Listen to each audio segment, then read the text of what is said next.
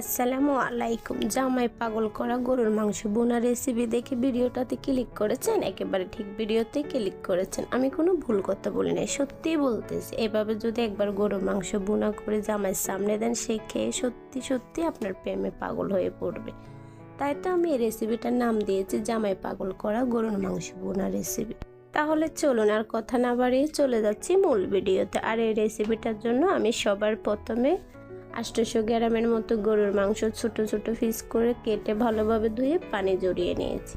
আর এখন এর মধ্যে দিয়ে দিলাম 1 কাপ পেঁয়াজ কুচি, 22-23টার মতো দিয়ে দিলাম আস্ত রসুন, আর 2.5 চা চামচ দিয়ে দিলাম আদা বাটা, 1.5 চা চামচ দিয়ে দিলাম ধনিয়ার গুঁড়ো, 1.5 চা চামচ দিয়ে দিচ্ছি লাল মরিচের গুঁড়ো, আর 1.5 চা চামচ দিয়ে দিচ্ছি হলুদের গুঁড়ো, 1 চা চামচ উঁচা করে দিচ্ছি লবণ। লবণটা লাগলে পরে আবার দেওয়া যাবে। আর এখন দিয়ে দিচ্ছি 3-4টা আস্ত একেবারে তেজপাতা, 3-4 টুকরো দারচিনি, 8-10টার মতো লবঙ্গ, আর 1 চা চামচ আস্ত গোলমরিচ, 2 চা চামচ আস্ত জিরে। আমি কিন্তু এখানে জিরার গুঁড়োটা অ্যাড করি না, জিরাটা আস্ত অ্যাড করতেছি। আর 4-5টা দিয়ে দিচ্ছি শুকনো মরিচ মাঝে ছিঁড়ে। আর দিয়ে দিব 8-10টার মতো ছোট এলাচ। এলাচগুলো আমি একটু পুঁতা দিয়ে ছেঁচে দিচ্ছি। আপনারা চাইলে আস্তেও দিতে পারেন, তবে এভাবে একটু ছেঁচে দিলে ফ্লেভারটা খুব ভালো আসে। আর এখন এর মধ্যে অ্যাড করে দিচ্ছি 1/3 কাপ সরিষার তেল। আর এর মধ্যে এখন অ্যাড করে দিচ্ছি সবশেষে 1 চা চামচ কাবাব চিনি। আমি এখানে গোটা কাবাব চিনিটা ব্যবহার করতে চেয়েছিলাম, তবে ওটা নাই, ফুরিয়ে গিয়েছে, তাই গুঁড়োটাই ব্যবহার করলাম। আপনাদের কাছে যদি আস্ত কাবাব চিনিটা থাকে তাহলে গোটাই দিবেন। আর সবগুলো উপকরণ ভালোভাবে হাতে কষলিয়ে মেখে নিচ্ছি। আমি এখানে হাত দিয়ে মাখতেছি, আপনারা চাইলে হাতে খুন্তি দিয়েও মাখতে পারেন। আর এখানে হাত ধুয়ে দিয়ে দিচ্ছি খুবই সামান্য একটু পানি। আমি এই পুরো রান্নাটা আর কোনো ধরনের পানি অ্যাড করব না, মাংস থেকে যে পানি বের হবে ওই পানি দিয়ে মাংসগুলো রান্না করব। ঢাকনা দিয়ে রেস্টে রেখে দিব 5 মিনিটের মতো। ফিরে আসলাম 5 মিনিট পর। দেখুন মাংসগুলো দেখতে কত সুন্দর দেখাচ্ছে। এই পর্যায়ে আমি গ্যাসটা জ্বালিয়ে দেব। এতক্ষণ গ্যাসটা অফ ছিল।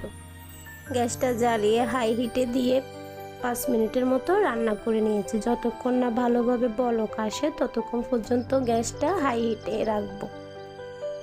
এই পর্যায়ে আমি একটু ভালোভাবে নেড়ে চেড়ে দিচ্ছি। আপনাদের যদি হাতে সময় থাকে তাহলে অন্তত 1 ঘন্টার মতো মাংসটা মেখে রেস্টে রাখার চেষ্টা করবেন, এতে করে মাংসের ফ্লেভারটা ভালো হয়। আমার হাতে সময় ছিল না বলে আমি 5 মিনিটের মতো রেস্টে রেখেছিলাম। আমি ঢাকনা দিয়ে আরও 6 থেকে 7 মিনিটের মতো রান্না করে নিয়েছি। এতে দেখুন মাংস থেকে অনেকগুলো পানি ছেড়ে দিয়েছে। আর এই মাংসের পানিতে আজকে আমি মাংসগুলো ভুনা করব, এখানে আর কোনো ধরনের পানি অ্যাড করব না। আপনারা যারা ভিডিও দেখতে দেখতে আমার সাথে ভিডিওর এই পর্যায়ে চলে আসছেন, এখন একটা লাইক দেন না, লাইক দিতে ভুলে গেছেন, প্লিজ দয়া করে ছোট্ট একটা লাইক দিয়ে ফুল ভিডিওটা কন্টিনিউ করার অনুরোধ রইল। আশা করি ভিডিওটা আপনাদের ভালো লাগবে। এই পর্যায়ে গ্যাসটা আমি একেবারে লো করে দিয়েছি। আর এই লো হিটে রান্না করব মাংসগুলো যতক্ষণ না সিদ্ধ হয়। আর এই পুরো মাংস রান্নার মধ্যে আমি এখানে আরও একটা উপকরণ অ্যাড করব। আপনারা যদি আমার মতো এরকম কালারফুল ও লোভনীয় স্বাদে গরুর মাংস ভুনা করতে চান তাহলে ভিডিওতে কোনো জায়গায় স্কিপ না করে ফুল ভিডিওটা দেখার অনুরোধ রইল। ভিডিওটা স্কিপ করে দেখলে হয়তো আমি কোন জায়গায় কি দিয়েছি বুঝতেই পারবেন না। মাংস রান্না করবেন কিন্তু এরকম কালারফুল ও স্বাদ হবে না। আপনারা হয়তো বলতে পারেন আস্ত পেঁয়াজ রসুন দেখা যাচ্ছে, এগুলো কিন্তু মাংসগুলো পুরোপুরি সিদ্ধ হতে হতে পেঁয়াজ রসুনগুলো মাংসের সাথে গলে একেবারে মিশে যাবে। দেখুন মাংসের ঝোলগুলো কিন্তু অনেকটাই শুকিয়ে যাচ্ছে, আর পেঁয়াজ রসুনগুলো কিন্তু তেমন একটা দেখে যাচ্ছে না, একেবারে গলে যাচ্ছে।